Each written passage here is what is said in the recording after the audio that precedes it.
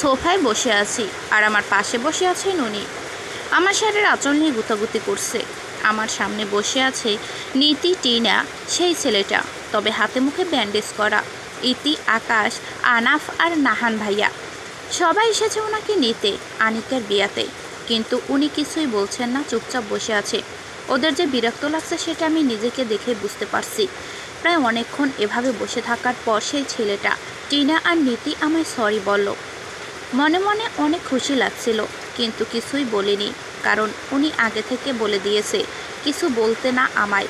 এক পর্যায়ে নিধি বলে ওঠে, আহি সরি বললাম তো, এখনও রেগে থাকবি? মেয়েটা বসে আছে, আজর বিয়ে, চল এখন। নাহান ভাইয়া বলে ওঠে, কতক্ষণ বসে থাকবে এভাবে শাড়ির আঁচল ধরে? উনি এবার বলে ওঠে, বউ আমার, যতক্ষণ ইচ্ছা ওর শাড়ির আঁচল ধরে বসে থাকবো। আমি ওনাকে ফিসফিসিয়ে বললাম, মা আসবে, এখন শাড়িটা ছাড়ুন। চুপ হয়ে বসে থাকো, কথা বলো না। আকাশ ভাইয়া বলে ওঠে, আহি চল এখন। আমি যাব না। কেন যাবি না? সবাই পাশে তাকিয়ে দেখে মা দাঁড়িয়ে আছেন। মা আবার বলতে শুরু করেন, বন্ধুদের মধ্যেও ঝগড়া হবে, এটা স্বাভাবিক, তাই বলে তুই এমন কেন করবি? সবাই তোকে নিতে এসেছে আর তুই যাবি না বলছিস? মা তুমি জানো না কি হয়েছে? জানতে চাইও না, তোদের বন্ধুত্বের ব্যাপার তোরা বোঝ, কিন্তু তাই বলে মেহমানদের এভাবে অপমান করবি? মেহমান কারা আবার? ইতি বলে ওঠে, এই যে ভাইয়া আমরা। আমি বলে উঠি, মা আমিও অনেক বলেছি, আপনি এখন বলুন। নিহাও বলেছে, তারপরও কেন বসে আছিস? ওট বলছি, যা। মা আহি আমি কি বললাম? যাচ্ছি বলেই আমার শাড়ির আঁচল ফেলে রুমে গেলেন। রুমে গিয়ে আমাকে ডাকতে শুরু করলেন। সামনে তাকিয়ে দেখি নীতিরা বাদে সবাই মুখ টিপে হাসছে। মা ওখান থেকে চলে গেছেন। আমি মাথা নিচু করে ওনার কাছে গেলাম। সেদিনের মতো আজও পুরো রুমের অবস্থা খারাপ। এখানে ওখানে জামা কাপড় ছিটিয়ে পড়ে আছে। একটু আগে বলল যাবে না, আর এখন ঘরের এই অবস্থা। আমি ওনার দিকে তাকিয়ে আছি। উনি আমাকে বলেন, পাঞ্জাবি কোথায়? খুঁজে পাচ্ছি না। তাই বলে ঘরের এমন অবস্থা করবেন? আমাকে জিজ্ঞেস করলেই তো হতো। এই যে জিজ্ঞেস করলাম, বলো এখন। ওই যে টেবিলে আমি গুছিয়ে রেখেছি। আচ্ছা তুমি রেডি হয়ে নাও, এসব সার্ভেন্ট এসে গোছাবে, বুঝলে? আমরা তৈরি হয়ে দুজনে একসাথে নিচে নামলাম। উনি লাল রঙের পাঞ্জাবি পরা আর আমি লাল রঙের একটা শাড়ি। সবাই তাকিয়ে আছে আমাদের দিকে। ইতি বলে ওঠে, একদম পারফেক্ট জুটি লাগছে দুজনকে। ইতির কথাটা নীতিকে শুনিয়েই বলেছে, এটা আর কেউ না বুঝুক, আমিও বুঝেছি। নীতিরা আর দাঁড়িয়ে না থেকে বের হয়ে যায়। আকাশ ভাই আমাদের দেখে খানিকটা প্রশংসা করলেন। অতঃপর সবাই গাড়িতে উঠলাম। আমি আর উনি ওনার গাড়িতে, বাকিরা তাদের নিজ নিজ গাড়িতে। বিয়ের বাড়িতে যাবার পর সবাই গাড়ি থেকে নেমে গেছে। আমি নামতে যাব হুট করে উনি আমার হাত ধরে বলে, আমার কথা আগে শোনো, এরপর যাবে। কি কথা? একা একা কোথাও যাবে না, সব সময় আমার সাথে থাকবে, আমার হাত ছেড়ে হাঁটবে না, বুঝলে? একটা কাজ করুন, আমার শাড়ির আঁচলটা নিজের হাতে বেঁধে নিন, তাহলে আপনার সাথে থাকবে সব সময়। হ্যাঁ এটা ভালো বলেছ। দেখি তোমার শাড়ি। রাখুন তো, বিয়ে বাড়ি আমি হারিয়ে কোথায় যাব আজব? এত বলার কি আছে? রেগে গাড়ি থেকে নেমে গেলাম। উনি বের হয়ে বলেন, যা বলেছি সব যেন মনে থাকে। অতঃপর আমার হাত ধরে ভিতরে ঢুকেন। সবাই আমাদের এমনভাবে দেখছে যেন ভিন গ্রহের কোনো প্রাণী আমরা। আনিকা ওনাকে দেখে অনেক খুশি হলো। সে স্টেজ থেকে আহির কাছে আসলো। অতঃপর আমার কাছে এসে আমাকে জড়িয়ে ধরে, সরিও বলল। যাই হোক, খুব ভালো মতো বিয়ে সম্পন্ন হলো। নীতিকে মাঝে মাঝে দেখলাম কিভাবে রেগে আমার দিকে তাকাতে। আমার জন্য এটা স্বাভাবিক, কারণ নীতি এটা সহজে মেনে নেবে না, এটা আমি জানি। কিন্তু উনি আমাকে কোথাও একা ছাড়লেন না। পুরো বিয়ে বাড়িতে আমার হাত ধরেছিলেন। ইতি আর আকাশ ভাইয়া এটা নিয়ে কম মজা করেনি, তবুও উনি আমার হাত ছাড়েনি। আনিকার মা আমাকে অনেক আদর করেন। যখন জানলেন আমি আহিয়ানের স্ত্রী, তিনি আহিয়ানকে অনেক আদর করেন, বিধায় আমাকেও কম করলেন না। বেশিরভাগ মানুষই শুধু আমাকে দেখতে লাগলো।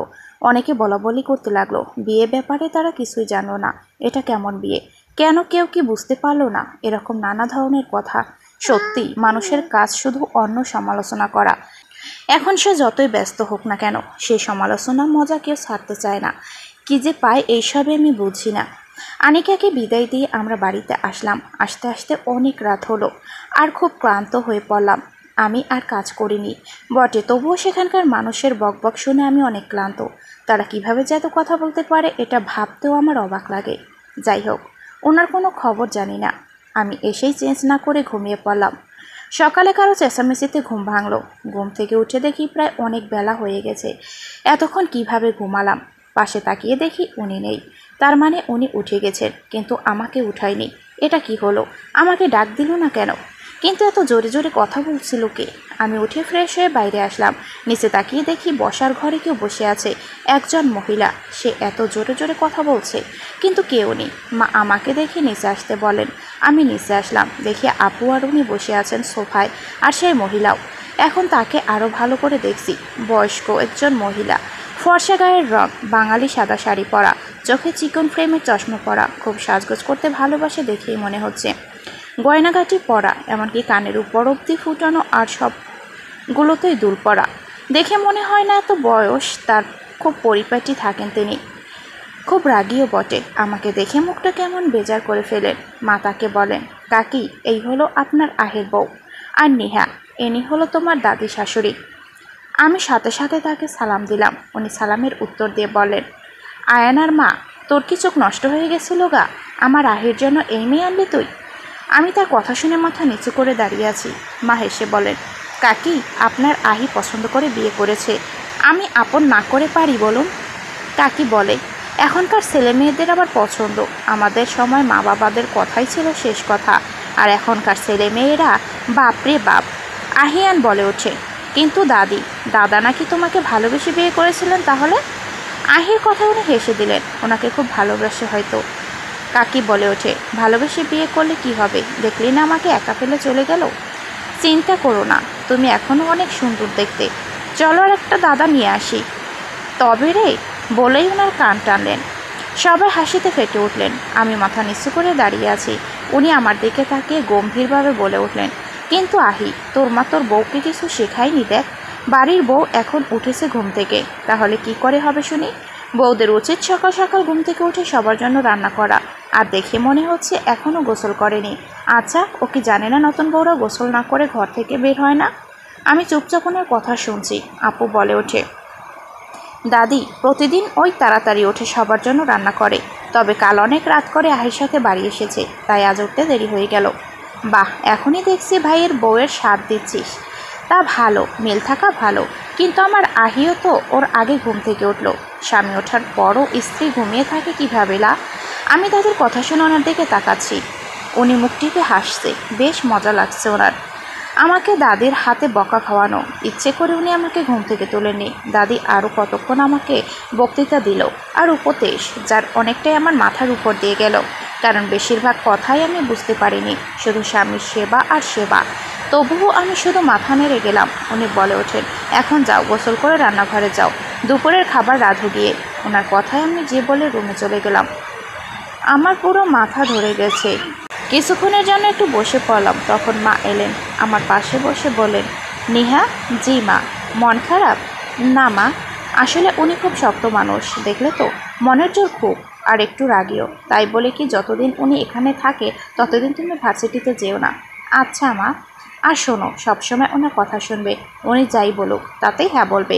আসলে উনি আগের যুগের মানুষ, বোঝই তো, সবার গুরুজন তিনি, ওনার কথাই সবার শুনতে হয়। হ্যাঁ মা, আমি বুঝতে পেরেছি, আমি জানি তুমি বুঝবে, তোমার উপর ভরসা আছে আমার। অনেকটা রাগী তিনি, তবে যতটা রাগী ততটাও ভালো। আহি আর আয়ানাকে অনেক আদর করে, বুঝলে? তোমাকেও করবে, কিন্তু একটু সময় লাগবে, বুঝলে? হ্যাঁ মা।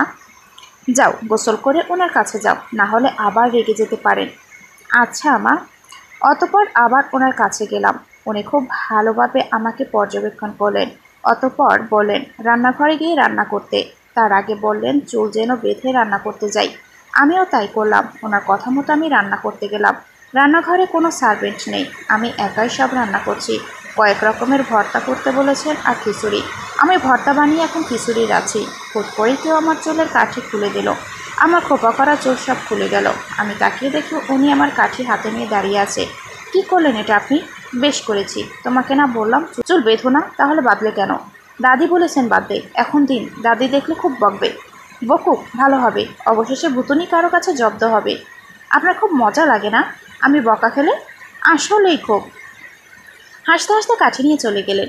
ওনার হাসি দেখে আমার রাগ হচ্ছিল। কোনো মতে হাত দিয়ে খোপা বেঁধে রান্না শেষ করলাম। অবশেষে দাদি খেয়ে গম্ভীর স্বরে বলেন, ভালো হয়েছে। না, রান্না করতে পারো তুমি তাহলে। ওনার ভালো লেগেছে শুনে শান্তি পেলাম। যাক, আমার কষ্ট সফল হলো। এরকম করে 1 সপ্তাহ কেটে গেল। এই 1 সপ্তাহ ধরে আমাকে সব রান্না করতে হয়েছিল। সকাল দুপুর আবার বিকেলের নাস্তা। এছাড়াও দাদির খেদমত তো আছেই। মাকে রান্নাঘরে আসতে মানা করে দিয়েছে দাদি, তাই উনি আসেন না। আর উনি ছিলেন শুধু মজা নেওয়ার জন্য, যখন তখন এসে আমাকে জ্বালিয়ে মারতেন। সেদিন এসেছিলেন আমাকে রান্নায় সাহায্য করতে, এই বলে খাবারে নুন দিতে গিয়ে পুরো লবণ দিয়ে দেন। অতঃপর অসহায় মুখে আমার দিকে তাকিয়ে বলেন সরি।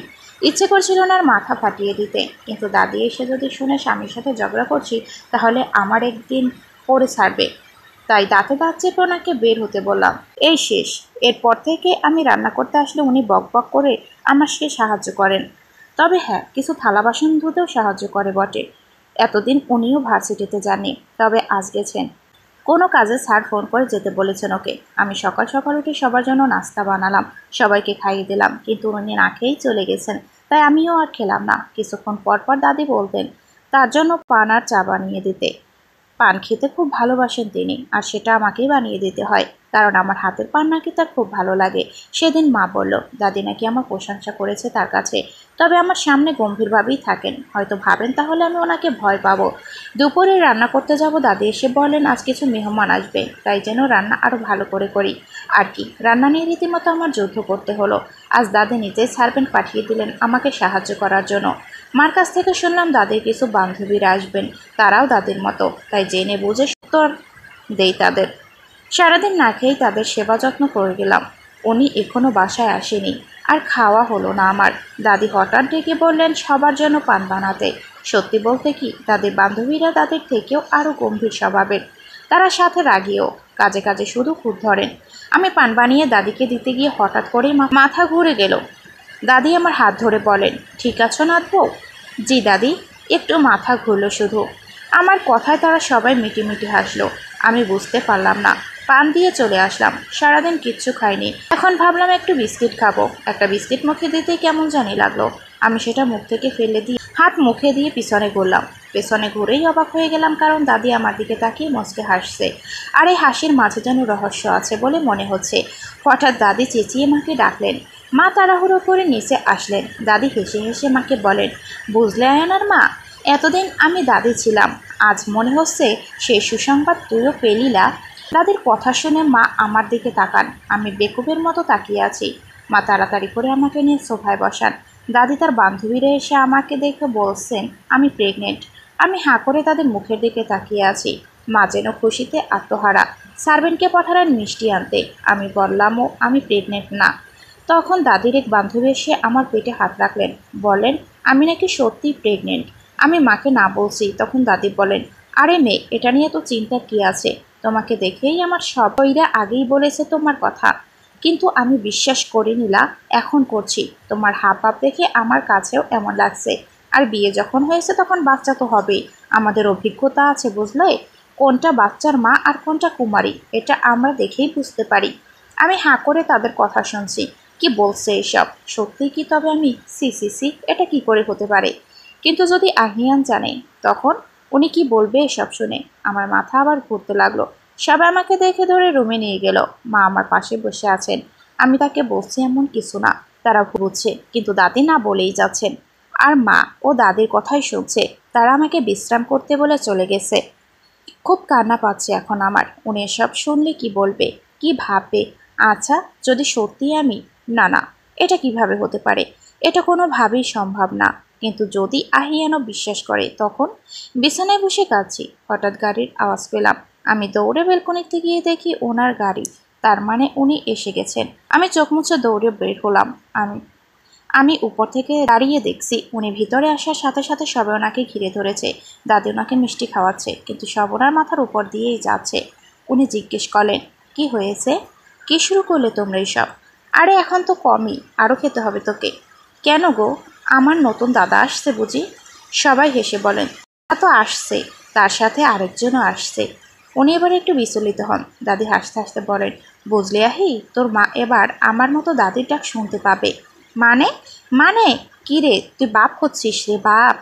ও আচ্ছা, কি কি হচ্ছি আমি? বাবা হবি বাবা। নে এবার মিষ্টি খাওয়া শুরু কর। উনি মিষ্টি কি খাবে, কাশতে শুরু করে। সবাই ওনাকে ধরে সোফায় বসান। ওনার কাশি থামছে না। আমি দৌড়ে সিঁড়ি থেকে নিচে নেমে এলাম। মা ওনাকে পানি খাওয়ালেন।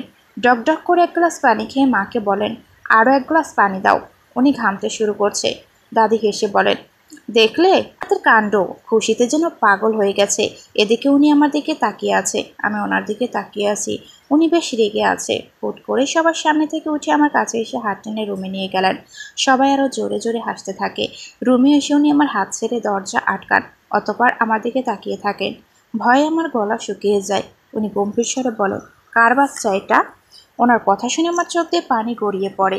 কি বলল বুঝতে পারছি না। আমার হাত পা কাঁপতে শুরু করলো। আমি কাঁপা কাঁপা গলায় বলি, বাচ্চা? হ্যাঁ বাচ্চা, যার কথা নিচে সবাই বলছে। কার বাচ্চা এটা? তুমি তো আমাকে কিছু বলনি এ বাচ্চার ব্যাপারে কখনো। কি লুকিয়ে রেখেছিলে? কেন? ওনার কথায় বুঝতে পারছি উনি আমাকে বিশ্বাস করছেন না। আমি ধপ করে নিচে বসে পড়ি, জোরে জোরে কাঁদতে থাকি আর বলতে থাকি, বিশ্বাস করুন আমি কিচ্ছু জানি না, কোনো বাচ্চা নেই, সবই মিথ্যা বলছে। উনি নিশ্চুপ হয়ে আছেন, কোনো কথাই বলছেন না। তার মানে উনি আমার কথা বিশ্বাস করছে না। এখন কি হবে? আমি আরও জোরে কাঁদতে থাকি, কাঁদতে কাঁদতে বলতে থাকি, আপনি বিশ্বাস করুন আমি সত্যিই কিছু জানি না, তারা কি থেকে কি বলছে। উনি এখনও কিছু বলছেন না। আমি কাঁদতে কাঁদতে এবার হেঁচকি উঠে যায়। উনি হুট করে নিচে বসে আমার গালে হাত রেখে বলে, আরে আরে নিহা, কান্না থামাও। আমি জানি তুমি প্রেগনেন্ট নও, আমি তো মজা করছিলাম। এই নিহা। আমি এবার কান্না থামিয়ে ওনার দিকে তাকাই, দেখি উনি মুখ টিপে হাসছে, মেজাজ গেল বিগড়ে। আপনি? তার মানে আপনি? সরি, আসলে সারাদিন কোনো ঝগড়া হয়নি তোমার সাথে, তাই তাই আপনি? উনি উঠে গেলেন। আমি উঠে রেগে ওনাকে ধমকাচ্ছি। এক পর্যায়ে উনি আর আমি খাটের এক পাশ থেকে ওপাশে দৌড়োদৌড়ি করছি। উনি হাসছেন আর বলছেন, আমার ভুতুনি, কে কাঁদলে এত সুন্দর লাগে আমি তো আগে জানতাম না, ইত্যাদি আরও নানা কথা বলে আমাকে জ্বালাচ্ছেন। আমি ওনাকে বালিশ ছুঁড়ে মারছি, কিছুতেই কিছুই হচ্ছে না। এক সময় আমি খাটে বসে কাঁদতে থাকি আর বলতে থাকি, মজা করছে, সবাই মজা করছে আমাকে নিয়ে, কেউ আমার কোনো কথাই শুনছে না। উনি এবার আমার কাছে এসে বলেন, নিহা সরি, আসলে আমি। দাঁড়িয়ে ওনার কাছে গেলাম। কি আপনি? কি আপনি? জানেন কতটা ভয় পেয়েছিলাম আমি? হ্যাঁ নিহা, আর কেঁদো না, কথা বলবেন না আমার সাথে। ওনাকে কিল ঘুষি মারতে থাকি। এক পর্যায়ে উনি আমার হাত ধরে জড়িয়ে ধরে। আমি ওনাকে ধরে কেঁদেই যাচ্ছি। উনি আমার মাথায় হাত বুলিয়ে দিচ্ছেন। প্রায় অনেকক্ষণ এভাবে থাকার পর এক সময় আমি কান্না থামাই। উনি আমাকে ধরে গালে হাত রেখে চোখ মুছিয়ে বলে, আর কেঁদো না, আপনিই তো কাঁদালেন আমায়। আচ্ছা সরি সরি, কতবার সরি বলাবে তুমি আমায় দিয়ে? আমার শার্ট পুরো ভিজিয়ে ফেলেছো কেঁদে কেঁদে। ভালোই করেছি। আচ্ছা কি হয়েছে বলো তো? অতপর আমি ওনাকে প্রথম থেকে শুরু করে সব বললাম। সব শুনে উনি হাসতে হাসতে মাটিতে গড়াগড়ি খাওয়া অবস্থা। আমি কপাল কুঁচকে বলি, কারো পৌষ মাস কারো সর্বনাশ। হাসতে হাসতে বলেন, হ্যাঁ ঠিক বলেছ, আমার পৌষ মাস আর তোমার সর্বনাশ। আমি রেগে বালিশ ওনার দিকে ছুঁড়ে মারি। উনি তবুও হাসছে। আমি রেগে বলে উঠি, এত হাসছেন কেন? হাসি কি হয়েছে শুনি? হাসবো না আবার? তোমার একটু মাথা ঘোরার কারণে সবাই কি না কি ভেবে ফেলল। মজা নিচ্ছেন? আরে না না। তাহলে ভাবুন কি করে সবাইকে বোঝাবেন। আমার মাথায় কাজ করছে না। তোমার মাথায় কাজ কবে করেছে? ধর রাখুন ছাতার মাথা। আচ্ছা চলো, কোথায় যাব? ঘুরতে যাব। আপনি আবার মজা করছেন, বক বক না করে চলো তো। বলেই আমার হাত ধরে নিচে নিয়ে গেল। সবাই তাকিয়ে আছে আমাদের দিকে। দাদি বলে ওঠে, কী রে নাতবো, কী কথা বললে এতক্ষণ? আমি মাথা নিচু করে দাঁড়িয়ে আছি। উনি বলে ওঠেন, আমরা একটু বাইরে যাচ্ছি। এত রাতে? এই সময় দরকার নেই। আছে, ডাক্তারের কাছে যাচ্ছি। মা বলে ওঠেন, ডাক্তারের কাছে কেন, কি হয়েছে? সব ঠিক আছে তো নিহা? মা সব ঠিক আছে, আমি নিহাকে চেক আপ করাতে নিয়ে যাচ্ছি। Check up? তোমরা যা বলছো তাই শিওর হবার জন্য। দাদি বলে ওঠেন, কেন রে আহি, তোর দাদির কথা তুই বিশ্বাস করিস না? এমন না দাদি, কিন্তু এই যুগে মুখের কথাই কিছুই হয় না, তাই আমি আসছি। কি যুগ রে বাবা, গুরুজনের কথাই বিশ্বাস করে না। দেখবি আসার সময় মিষ্টি তোকে আনতেই হবে। অতবার উনি আমাকে চেক আপ করিয়ে রিপোর্ট নিয়ে বাসায় আসার জন্য রওনা হলেন। কিন্তু রিপোর্ট আমাকে দেখালেন না, এমনকি বললেনও না কি হয়েছে। অনেক জিজ্ঞেস করার পরও কোনো উত্তর পেলাম না। শুধু একটাই কথা, বাসায় গিয়ে বলবো। বাসায় আসার সময় এক গাদা মিষ্টি কিনলেন, কিন্তু কেন? সব কিছু আমার মাথার উপর দিয়ে যাচ্ছে। তারপর ওনার মুখটা খুব গম্ভীর। এদিকে টেনশনে আমার অবস্থা খারাপ হচ্ছে। বাসায় এসে দাদি আর মা ছুটে আসেন আমাদের কাছে। তারা একের পর এক প্রশ্ন করে যাচ্ছে। উনি হুট করেই দাদির মুখে একটা মিষ্টি দিয়ে দেন। মা জিজ্ঞেস করেই যাচ্ছে রিপোর্ট কী। উনি শান্ত গলায় বলেন, রিপোর্ট পজিটিভ। ওনার কথায় আমি বড় বড় চোখ করে ওনার দিকে তাকিয়ে আছি। মা খুশিতে আত্মহারা। দাদি বলেন, দেখেছো, আমি বললাম না নাথ বউ মা হতে যাচ্ছে। উনি হেসে বলেন, জি না, এরকম কিচ্ছু না। ওনার কথায় আমি ওনার মুখের দিকে তাকিয়ে আছি। মা অবাক হয়ে বলেন, কিন্তু তুই তো বলে রিপোর্ট পজিটিভ। হ্যাঁ পজিটিভ, আমি যা ভেবেছি সে হিসেবে আমার কাছে পজিটিভ, কিন্তু তোমাদের কাছে নেগেটিভ। দাদি বলেন, আর এই খুশিতে তুই মিষ্টি এনেছিস? উনি মাথা নাড়েন। আয়নার মা, লাঠিটা দে তো, ওর মাথা থেকে ভূত তাড়াতে হবে। উনি ফিসফিসিয়ে আমাকে বলে, ভূতনি আমার মাথায় ভর করে আছে, এটা তো আর দাদি জানে না। আমি রেগে ওনার দিকে তাকাই। এদিকে দাদি এসে ওনার কান ধরে কিছুক্ষণ ঘুরান। আমি মার দিকে তাকাই। ওনার মুখটা মলিন হয়ে গেছে, কিন্তু খানিকক্ষণ পর উনি হেসে আমার কাছে এসে বলেন, নিহা ঠিক আছো তুমি? আসলে মা বুঝই তো, এই আনন্দে এতটা আত্মহারা ছিলাম যে তোমার কথা আমি শুনিনি। তোমার কথা শোনা উচিত ছিল আমার। উনি বলে ওঠেন, আরে মা, দাদি তো আগের যুগের, তাই এমন ভুল করলো, আর তুমিও তার কথায় নাচলে। এজন্যই বলে মেয়েরা সবসময় এক লাইন বেশি বুঝে। বলেই উনি জোরে জোরে হাসতে থাকে। দাদি এসে ওনার কান আবার মলে দেন আর বলেন, কি পাজি ছেলে, এভাবে মায়ের সাথে মজা করছিস? তো কি করব বলো, বাট তুমি কষ্ট পেও না, আমি একটা সুন্দর দাদা পেয়েছি। তবে রে, উনি দৌড়ে উপরে চলে গেলেন। এখানে সবাই হাসতে থাকেন। মা আমাকে উপরে চলে যেতে বলেন। আমি রুমে এসে দেখি উনি এখনও হাসছেন। আমি রেগে ওনার সামনে এসে কোমরে হাত রেখে বলি, এত টেনশন কেন দেন আপনি আমায়? তোমায় আবার কি করলাম? বাই দ্য ওয়ে, টেনশন আমি না, তুমি দাও। ও আচ্ছা, তাহলে মিষ্টি আনলেন কেন বলেন তো? আরে দাদি বলেছিল আসার সময় মিষ্টি আনতে। তাই? কেন? এটা তোমার আবার কি হলো? কি আবার হবে, এমনিতেই রিপোর্ট বলেনি, তার উপর মিষ্টি এনে সবাইকে খাওয়াচ্ছেন। আমার অবস্থা কি হয়েছিল জানেন? আর এত ভয় পাচ্ছ কেন? আমি আর তুমি দুজনেই জানি এটা সম্ভব না, তাহলে তো ভয় পাচ্ছ কেন? জানি না, কিন্তু মনে হচ্ছিল যদি আপনি বিশ্বাস না করেন তাহলে। উনি এসে আমার গালে হাত রেখে বললেন, তোমার আমার সম্পর্ক যেমন হোক না কেন, আমি অনেক বিশ্বাস করি তোমায়, বুঝলে? ওনার কথায় আমার ঠোঁটের কোণে হাসি ফুটল। আসলে খুব বিশ্বাস করেন উনি আমায়। আমি ওনার চোখের দিকে তাকিয়ে আছি। উনি হেসে আমাকে বলেন, তুমি বসো, আমি আসছি। অতঃপর বাইরে চলে গেলেন। আমি খাটে বসলাম। খুব ক্লান্ত লাগছে আর ক্ষুধাও লেগেছে। কিছুক্ষণ পর উনি খাবার নিয়ে রুমে আসেন। অতঃপর আমার পাশে বসে আমাকে হাঁ করতে বলেন। আমিও বাধ্য মেয়ের মতো হাঁ করি। উনি এক লোকমা ভাত আমার মুখে দিয়ে বলেন, পরের বার থেকে ঠিকমতো খাওয়া দাওয়া করো, না হলে এরপর মাথা ঘুরে গেলে আমি আর সামলাতে পারবো না। বলেই জোরে জোরে হাসতে থাকেন। ওনার কথায় আমি মুখ ভেঙচে দিয়ে খেতে থাকি। রাতে বাবা আর আপু এসে সমস্ত কথা শুনে আরেক দফা হাসাহাসি হয়ে যায়। তখন লজ্জায় আমি মাথা নিচু করে দাঁড়িয়ে থাকি, কিন্তু ওনার হাসি যেন থামছেই না। তখন আমাকে কাঁদিয়ে ইচ্ছে মতো হেসেছেন, আর এখনও হাসছেন। এদিকে দাদি আর 3 দিন থেকেই চলে যাবে। বাবা মা অনেক বলেছে থাকতে, কিন্তু উনি থাকেননি। তবে যাবার আগে আমার গলায় একটা গহনা পরিয়ে আমাকে আদর করে যান।